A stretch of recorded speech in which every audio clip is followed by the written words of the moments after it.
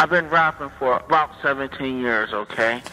I don't write my stuff anymore. I just kick it from my head, you know what I'm saying? I can do that.